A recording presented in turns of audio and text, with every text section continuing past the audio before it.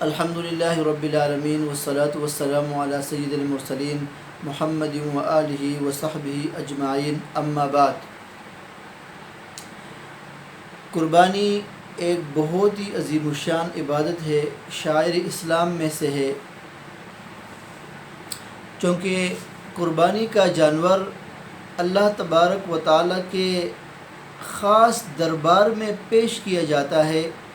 اس لیے وہ جانور بہت عمدہ، موٹا، تازہ اور صحیح سالم اور تمام عیوب سے پاک ہونا ضروری ہے۔ چھوٹے موٹے عیوب جیسے کہ خراش یا معمولی زخم، یہ تو شریعت نے اس کا اعتبار نہیں کیا، یہ تو ہر جانور کے اندر جو ہے نا وہ یہ عیوب آ جاتے ہیں۔ البتہ بڑے بڑے عیوب کہ جس سے جانور کی خوبصورتی، جانور کا حسن، ظاہری اور باطنی حسن وہ جانور کا ختم ہو جائے، تو شریعت نے ان عیوب کا اعتبار کیا ہے، اور اگر ایسے عیب جو ہے نا جانور کے اندر ہو تو پھر اس کی قربانی جائز نہیں ہے۔ حضرت براء بن عازب رضی اللہ تعالی عنہ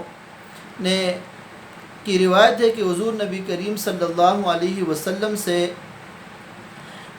پوچھا گیا کہ یا رسول اللہ، قربانی کے اندر جانوروں کے کون سے عیوب سے ہم پرہیز کریں؟ آپ صلی اللہ علیہ وسلم نے ہاتھ کے اشارے سے فرمایا کہ 4 قسم کے عیوب سے پرہیز کیا جائے۔ نمبر 1، آپ صلی اللہ علیہ وسلم نے فرمایا الارجاء البین ضلعها، کہ ایسا لنگڑا جانور کہ جس کا لنگڑا پن بالکل واضح ہو اور ظاہر ہو، ایسے جانور کی قربانی سے پرہیز کیا جائے۔ دوسرا، آپ صلی اللہ علیہ وسلم نے فرمایا الاوراہ البین عورها، کہ ایسا کانا